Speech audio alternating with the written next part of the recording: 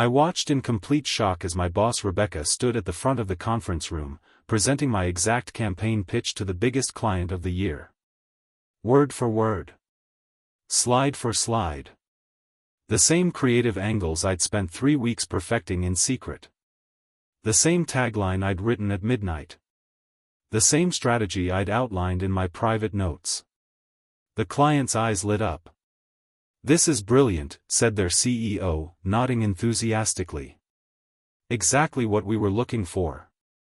The room erupted in polite applause. Rebecca beamed like she'd just won an award. She adjusted her blazer and smiled at me briefly, not grateful, not apologetic, just smug. My hands were shaking under the conference table. I couldn't speak. I couldn't move. I just sat there, watching my career's biggest breakthrough get stolen right in front of me. Rebecca fielded questions about her creative process with confidence. She even threw in a few details I'd shared with her during our one-on-one meeting last week. "Thank you, Rebecca," the client said, shaking her hand. "We're excited to move forward with this campaign." As everyone filed out, Rebecca caught my eye and winked. Actually winked. Like we were sharing some inside joke instead of her committing career theft. After the meeting, I cornered Rebecca in her office. My heart was pounding so hard I could barely speak. "That was my campaign," I said, trying to keep my voice steady. "You know it was my work." Rebecca leaned back in her chair, completely calm. "Alex, you're part of the team. We all contribute to these projects. That's how agencies work." Her voice was so casual, like she was explaining basic math to a child. "But I created every single element of that pitch," I insisted. "The concept, the messaging, the visual direction." "Look," Rebecca interrupted, "collaboration is key here. Your ideas help shape the final product, but ultimately, I'm responsible for client relationships and strategy oversight.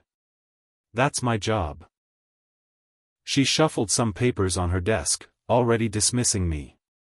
I went straight to HR. Amanda listened politely while I explained what happened, nodding at all the right moments. Then she said, "Without documented proof of individual contributions, it's difficult to address these kinds of concerns. Rebecca is the creative director. These decisions fall under her purview." I left feeling completely invisible. Like I didn't exist at all. That night, I stared at my laptop screen, wondering if I'd imagined the whole thing. But I knew I hadn't. At happy hour that Friday, Rebecca was holding court at our usual spot. The whole creative team gathered around her like she was some kind of guru. She had a wine glass in one hand and was gesturing wildly with the other, telling the story of her genius campaign. "The client was blown away," Rebecca bragged. "They said it was exactly what they'd been searching for. Sometimes you just know when you've created something special." Everyone laughed and cheered her on. Jake from design bought her another round. Even the interns were hanging on her every word. I sat at the far end of the table, sipping my beer in silence. Every word felt like a knife. Rebecca caught my eye once and raised her glass in a mock toast. "Thanks to the whole team for their support," she said, her voice dripping with false gratitude. Amy from accounts asked her about her creative process. "Oh, you know," Rebecca said, leaning back confidently, "sometimes inspiration just strikes. I was thinking about the client's needs, and boom, the whole concept came together." She snapped her fingers dramatically. I finished my drink and left without saying goodbye. No one even noticed I was gone. I walked to my car feeling completely erased, like I was disappearing piece by piece. That night, I was lying in bed scrolling through my phone when a LinkedIn message popped up. It was from Daniel, the junior associate from the client's team. I'd barely spoken to him during the meeting. "Hey Alex," the message read. "I hope this isn't too forward, but I wanted to reach out. I know that campaign was your work. I've been in marketing for 5 years, and I can tell when someone's presenting their own ideas versus someone else's. Rebecca's body language, her hesitation on certain details, it was obvious. I stared at the message, hardly believing it. Someone had noticed. Someone knew. Just wanted to say it was brilliant work, Daniel continued. The strategy was sophisticated, and the creative execution was flawless. You should be proud of what you created. I hope you get the recognition you deserve. I read the message 3 times before responding. Thank you, I typed. That means more than you know.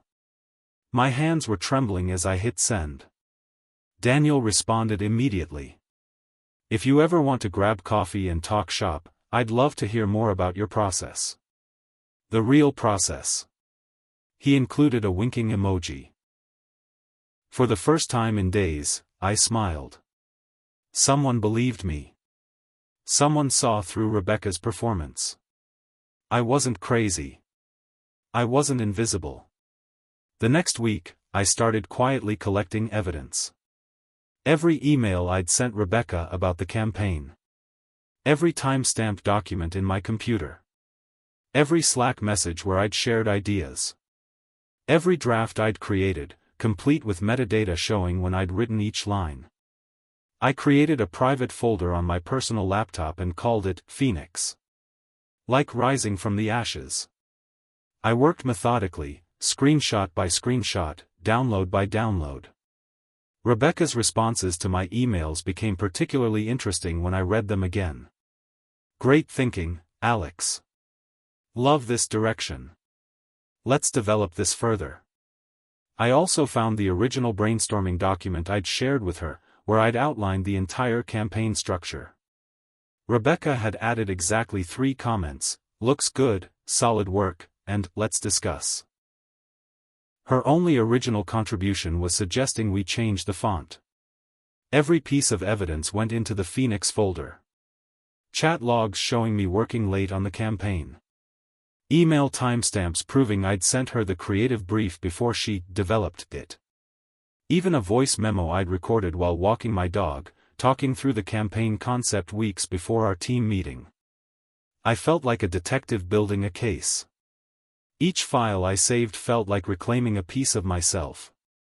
Rebecca thought she'd stolen my work, but she'd left a digital trail everywhere. Over the next few weeks, I pretended everything was normal. I smiled in meetings. I contributed to brainstorms.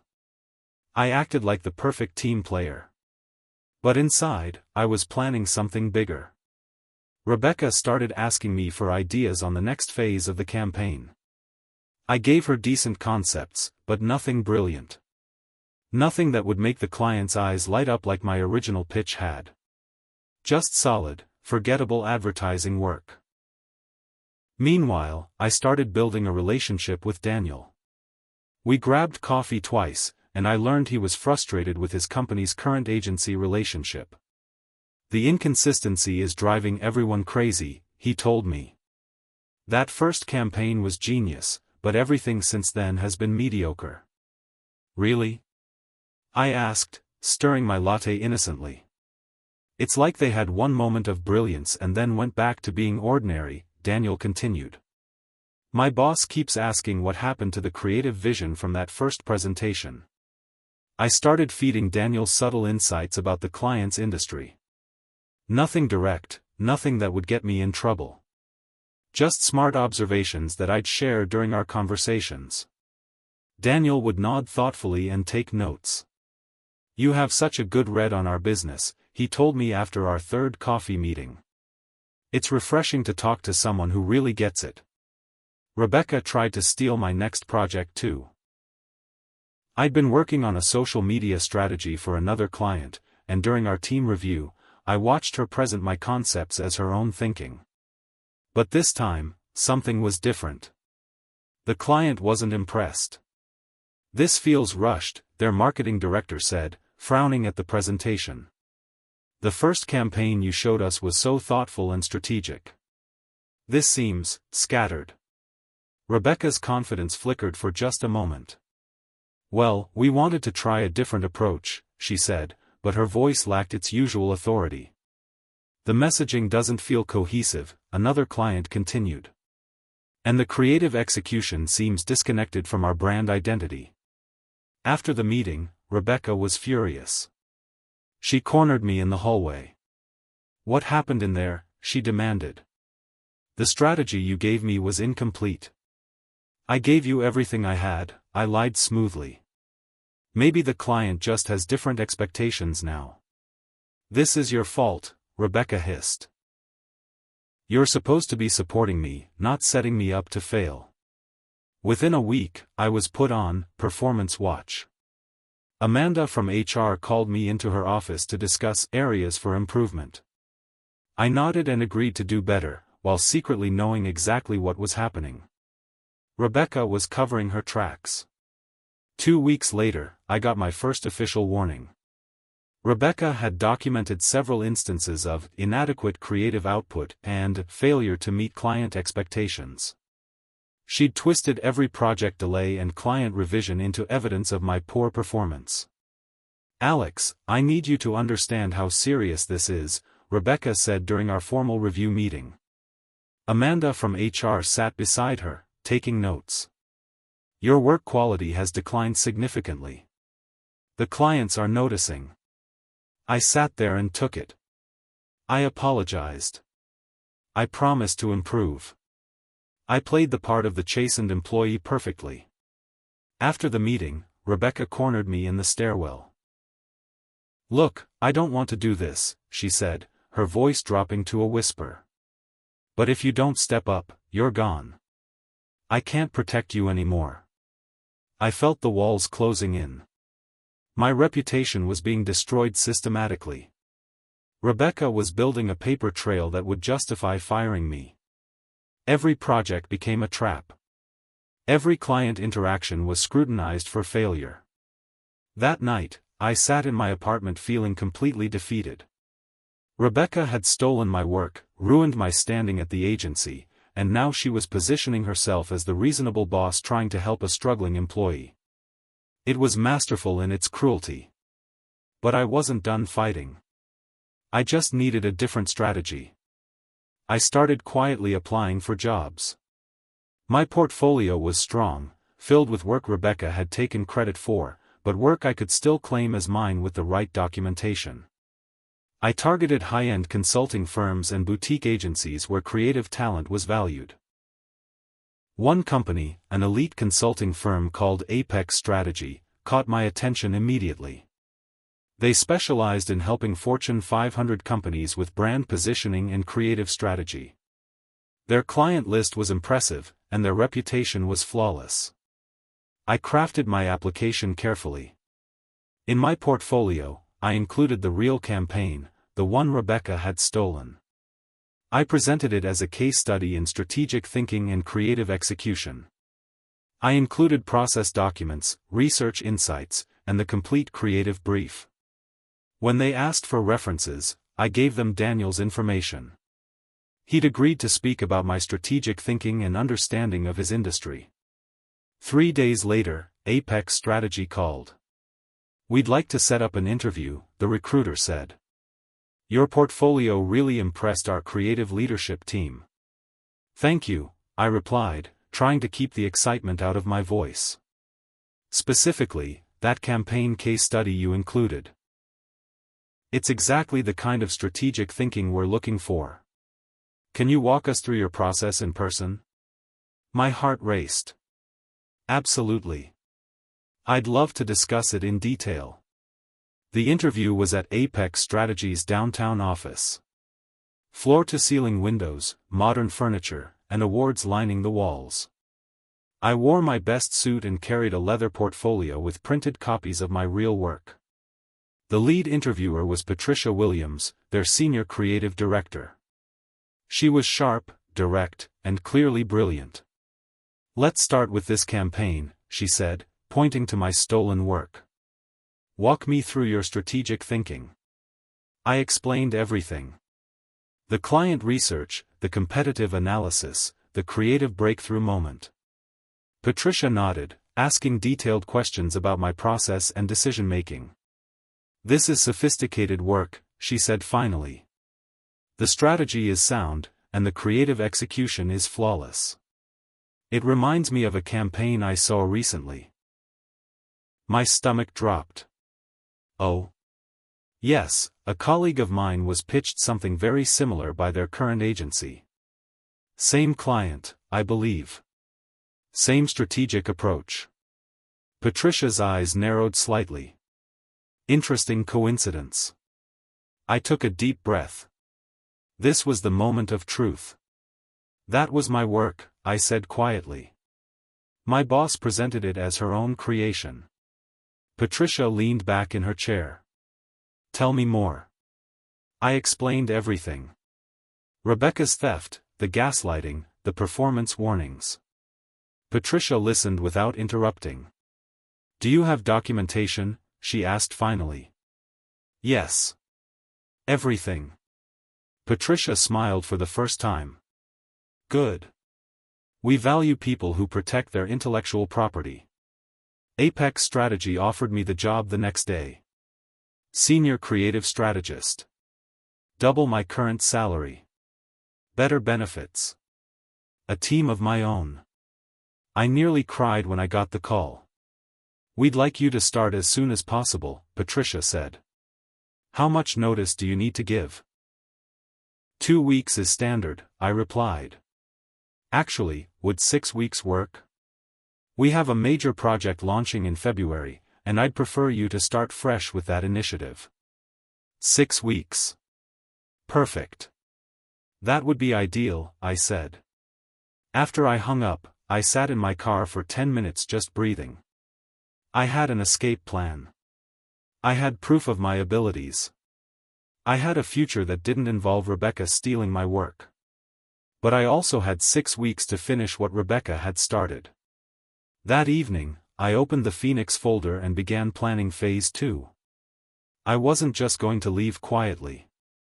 I was going to expose Rebecca for exactly what she was. A fraud. A thief.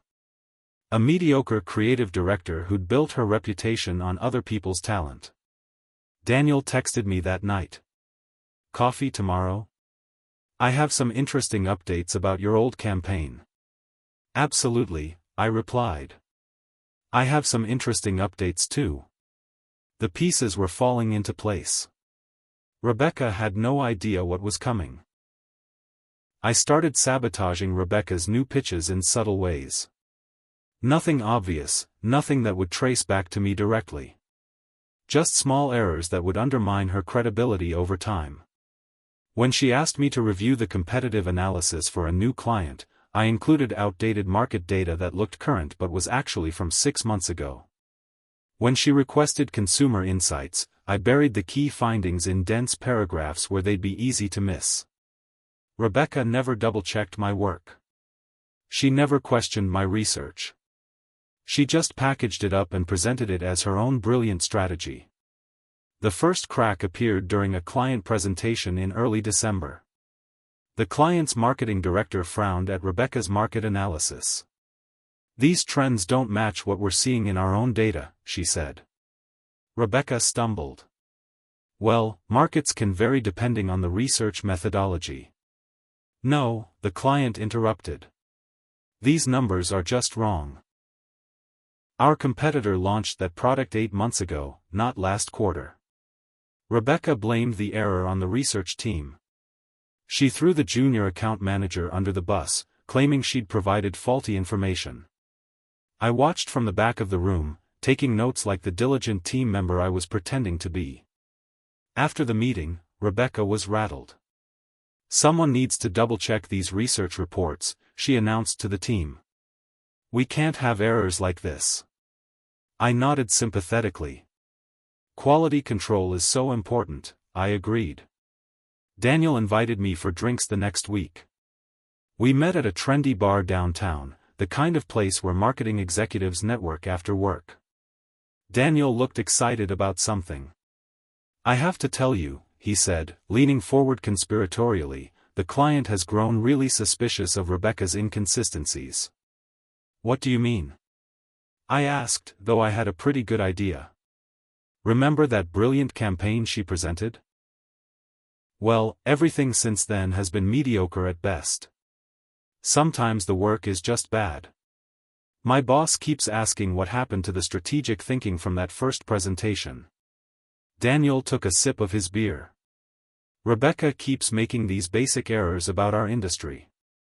Like she doesn't really understand our business at all. It's weird because that first campaign showed such deep insight. That is strange, I said carefully. My boss actually said something interesting yesterday. She said, it's like that first presentation was created by a completely different person. Daniel laughed. She was joking, but honestly, it feels true. I stirred my cocktail thoughtfully. What do you think is going on? I think Rebecca got lucky once and now she's struggling to maintain that level of quality. She's flailing. Daniel's eyes sparkled with insider knowledge. Between you and me, we're starting to question whether we chose the right agency. I nodded sympathetically while inside, I was celebrating. Rebecca's house of cards was starting to collapse. The next week, Rebecca asked me to prepare the Q4 presentation for Daniel's client. It was a critical meeting. Contract renewal depended on showing strong campaign performance and future strategy. I worked on the presentation for 3 days. Charts showing campaign metrics, analysis of market performance, recommendations for the next quarter. Everything looked perfect. Then, the night before the presentation, I made a small adjustment. I accidentally sent Rebecca a corrupted version. The analytics data was swapped between different campaigns. The performance metrics were off by 40%. The market research conclusions contradicted the data tables. It looked like a serious analytical error instead of deliberate sabotage. Rebecca received the file at 11 p.m., just before the morning presentation. I knew she wouldn't have time to review it carefully. She never did. She just trusted that my work was correct and focused on her presentation performance. The next morning, I watched Rebecca load the corrupted presentation onto her laptop. She seemed confident, chatting casually with the team before the client arrived. This should be straightforward, she told me. The numbers look strong. I nodded. Yes, the performance data is really compelling. Rebecca had no idea she was about to walk into a minefield. A minefield I'd carefully constructed, using her own laziness and arrogance against her. The client presentation was a disaster. Rebecca started confidently, explaining the campaign's success metrics. Then she clicked on the first chart. As you can see, Rebecca said, pointing to the screen, our social media engagement increased by 340% this quarter. Wait, interrupted the client's CEO. 340%? That can't be right. Our internal tracking shows maybe 40% growth. Rebecca squinted at the screen.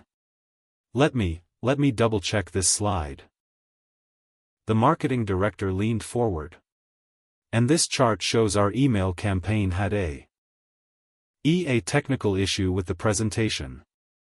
These numbers are completely wrong, the CEO erupted. How can we trust your strategic recommendations when your basic data analysis is this far off? Rebecca stammered through excuses. I'll need to investigate how this happened. There must have been a file corruption issue. I sat in the back row, pretending to take notes while watching Rebecca's credibility crumble in real time. She kept glancing at me desperately, like I might somehow save her from the disaster she was drowning in. The meeting ended early. The client demanded a full explanation within 24 hours. The client's reaction was swift and brutal. They demanded a complete audit of all campaign data and a detailed report of the agency's workflow process. They wanted to know how such massive errors could make it into a final presentation. The agency went into crisis mode. Emergency meetings were called. Senior leadership got involved. Rebecca was called into the CEO's office 3 times in one day. During the investigation, Rebecca threw everyone under the bus. She blamed the analytics team for providing bad data. She blamed the account managers for not catching the errors. She blamed the junior staff for not double-checking the presentation. "This is a systematic failure of quality control," Rebecca announced during an all-hands meeting. "We need to examine everyone's role in this disaster." But the investigation kept leading back to Rebecca herself. She was the creative director. She was responsible for client presentations. The corrupted data had come from her email, sent from her computer, with her approval. I watched from the sidelines as Rebecca's authority crumbled. Team members who used to defer to her started questioning her decisions. The creative team began double-checking her work. Her confident leadership style looked more like desperate flailing. The client was still waiting for answers. And Rebecca was running out of people to blame. The following Monday, Amanda from HR called me into her office. "Alex, we're conducting performance reviews for everyone involved in the client situation. Standard procedure." I walked into the conference room with my laptop bag, looking appropriately concerned. "Of course. I want to help however I can." Amanda opened her notebook. "Can you walk me through your role in preparing the Q4 presentation?" I explained my process calmly. Data collection, analysis, chart creation. I mentioned sending Rebecca the final presentation the night before the meeting. "Did you review the final presentation before it was sent to the client?" Amanda asked. "I prepared the content, but Rebecca handles all client-facing materials," I replied. "That's been our standard workflow." Amanda made notes. "Have you noticed any issues with data accuracy in recent projects?" I paused thoughtfully. "Actually, yes. I've been meaning to bring this up." I opened my laptop. "I have something that might be relevant to your investigation." Amanda looked up from her notes. "Oh. I've been documenting some concerns about our creative process. Quality control issues. Communication breakdowns." I clicked open a folder. I was planning to discuss these with management, but given the current situation. "What kind of concerns?" Amanda asked, leaning forward. I smiled slightly. "I think it would be easier to show you." I opened the Phoenix folder on my laptop screen. Amanda's eyes widened as she saw the organized files, the detailed documentation, the timeline of evidence I'd been building for months. "This is comprehensive," she said, scrolling through timestamps and email chains. "I've been tracking inconsistencies in our creative process," I explained. "Look at this." I clicked on the original campaign files. "Here's the initial strategy document I created for the big client presentation. Note the timestamp." Amanda studied the screen. "This is dated 3 weeks before Rebecca's presentation." "Exactly. And here are the email exchanges where I shared these concepts with Rebecca." I clicked through the evidence systematically. You can see her responses, acknowledging my work and asking me to develop it further. Amanda was taking rapid notes. "And this shows that the campaign Rebecca presented as her original creation was actually developed by me," I said quietly. "Every strategic element, every creative concept, every piece of messaging. The client loved it because it was genuinely good work. But it wasn't Rebecca's work." I showed her more files. Chat logs where I discussed the campaign strategy. Voice memos where I'd worked through creative problems. Draft documents with my writing tracked through multiple revisions. "There's more," I continued. "The pattern repeats with other projects. Rebecca takes credit for successful concepts while blaming failures on team members." Amanda sat back in her chair, looking stunned. "Alex, this is a serious allegation." "I know. That's why I documented everything." That afternoon, Rebecca stormed into the office like a tornado. Her face was red, her blazer was wrinkled, and she was clearly furious about something. She headed straight for my desk. "You," she shouted, pointing at me. What did you tell them? The entire office fell silent. Everyone turned to watch the confrontation. I remained seated, looking up at Rebecca calmly. I'm not sure what you mean, I said evenly. HR called me in for questioning. They're asking about my creative process, about collaboration, about giving proper credit. Rebecca's voice was getting louder. What lies did you tell them? I just answered their questions honestly, I replied. You're trying to destroy me. Rebecca yelled. After everything I've done for you, after all the opportunities I've given you, this is how you repay me? Other employees were pulling out their phones, recording the meltdown. Rebecca was completely losing control in front of the entire agency. Rebecca, I said quietly, maybe we should discuss this privately. No. I want everyone to hear this. Alex is trying to sabotage me because he can't handle constructive feedback. He's bitter about his performance reviews, so he's making up stories. Rebecca. The CEO's voice cut through the shouting. Everyone turned. He was standing in his office doorway, looking furious. You need to leave.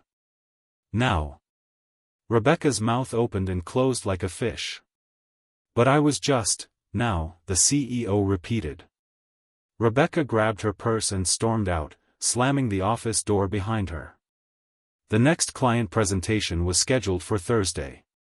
Rebecca was nowhere to be found, she'd been placed on administrative leave pending the HR investigation. The CEO asked me to step in and handle the meeting. Can you manage the presentation on short notice? He asked during our quick prep meeting. Absolutely, I replied. I'm familiar with all the campaign details.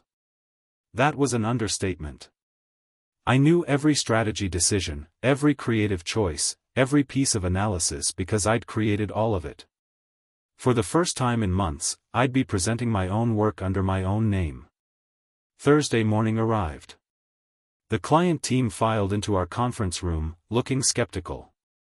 They'd been burned by bad data and inconsistent strategy. Trust needed to be rebuilt. Good morning, I said, standing at the front of the room. I'm Alex, and I'll be walking you through today's presentation. Daniel smiled at me from across the table. He knew exactly what was happening. I started with an apology for the previous presentation's errors, then moved into the real strategy discussion. I explained the campaign's original thinking, the research insights that had driven our creative decisions, the market analysis that supported our recommendations. The client's questions were sharp and detailed. But I had answers for everything because I'd developed everything. The strategy wasn't just something I'd memorized, it was something I'd created from scratch. This is the kind of strategic thinking we saw in your original presentation, the CEO said, nodding approvingly. As I concluded the presentation, the client team exchanged looks of satisfaction. The marketing director smiled. This feels like we're back on track. The strategic depth is exactly what we were hoping for. The CEO stood up. Excellent work, Alex. This is precisely the kind of partnership we want with our agency. Then something unexpected happened. The entire client team started applauding. Not polite meeting applause, genuine appreciation for good work well presented. For the first time in my career, I received a standing ovation for my ideas. In public. With my name on the presentation. With full credit for the thinking and strategy. You clearly understand our business, the marketing director said, shaking my hand. The insights you've presented show real depth of understanding. Daniel approached me as the meeting ended.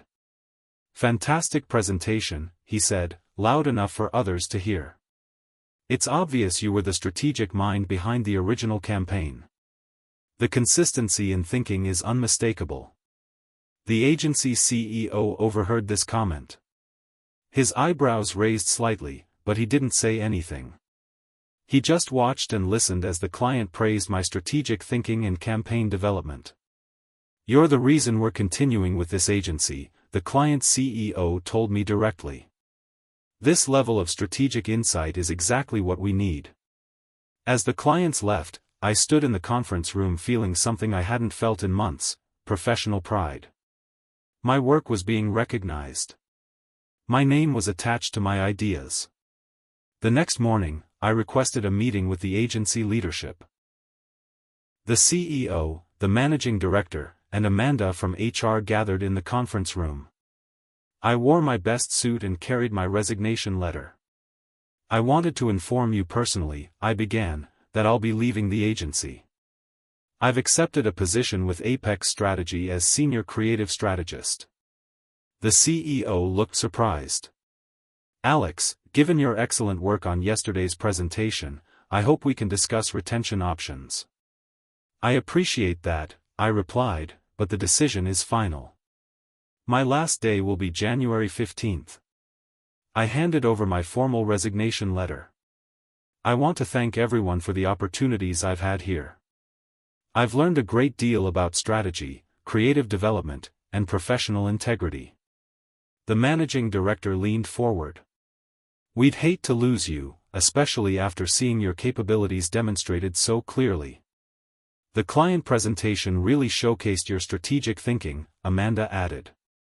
"We hadn't fully recognized your contributions before." I smiled politely. "I'm grateful for the recognition. I hope the agency continues to value and properly credit creative talent in the future." There was an uncomfortable silence. Everyone knew what I was really saying.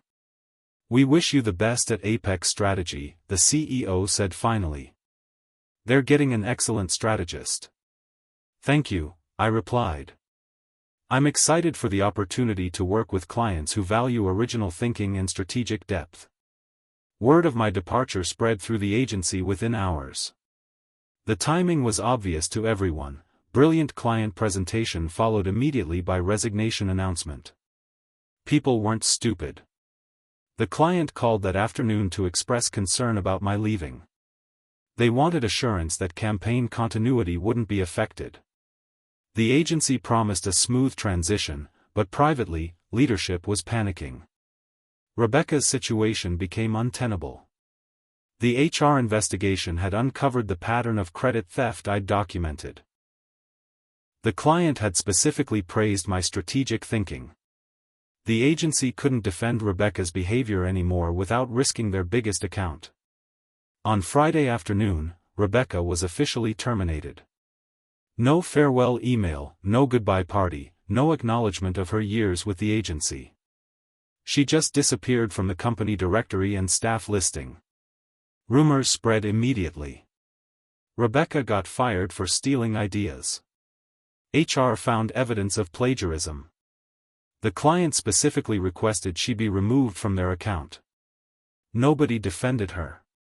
Not the creative team she'd managed, not the account directors she'd worked with, not the junior staff she'd mentored. Her reputation collapsed completely. I heard through the grapevine that Rebecca was struggling to find new employment. Word had gotten out in the industry about why she'd been terminated. Creative directors don't recover easily from plagiarism accusations. The agency moved quickly to distance itself from Rebecca's practices, implementing new policies around creative attribution and collaborative work documentation. 3 days before my last day, Rebecca sent me a private message on LinkedIn. I almost didn't open it, but curiosity got the better of me. "Alex," it read, "I know we had our differences toward the end, but I'm hoping you can help clear up some misunderstandings about my departure. People are saying things that aren't true, and it's affecting my job search. Could we meet for coffee to discuss how we might clarify the situation professionally? I'd really appreciate your perspective on how to handle these rumors." I stared at the message in disbelief. Even now, even after everything, Rebecca was trying to manipulate me. She wanted me to help her cover up her own misconduct. She was positioning herself as the victim of office politics rather than acknowledging what she'd actually done. I screenshot the message and forwarded it to Amanda in HR with a simple note: "For your records regarding the Rebecca situation." Then I blocked Rebecca on LinkedIn, deleted the message thread, and reported her profile for professional misconduct. I wasn't interested in helping her rehabilitate a reputation she destroyed through her own actions. Amanda responded within an hour, "Thank you for forwarding this. It confirms our assessment of the situation. We appreciate your professionalism throughout this process." I felt a sense of finality. Rebecca was officially in my past, and I was moving toward a future where my work would be properly attributed and valued. My first day at Apex Strategy felt like stepping into a different world. Corner office with my name on the glass door. A team of talented strategists who respected collaborative creativity. Clients who valued original thinking and strategic depth. Patricia Williams introduced me to the leadership team as our new senior creative strategist, who brings sophisticated campaign development experience and uncompromising professional integrity.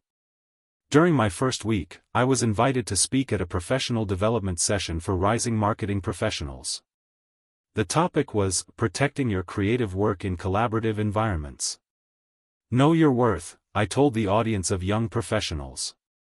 Document your contributions, understand your value, and never let anyone diminish your creative ownership. Your ideas are your intellectual property. Protect them. After the presentation, a young account manager approached me. "I've been dealing with a similar situation at my agency," she said quietly. "My boss takes credit for my campaign concepts." "Start documenting everything," I advised. Timestamps, emails, creative briefs. Build your case methodically. I handed her my business card. "And remember, you have more power than you think." As I settled into my new role, I occasionally heard updates about my former agency. They'd struggled to replace Rebecca's client relationships, but they'd also implemented better creative attribution policies. The culture was slowly changing. I never looked back. I'd learned that sometimes the best revenge isn't destruction, it's success, recognition, and the knowledge that your work speaks for itself.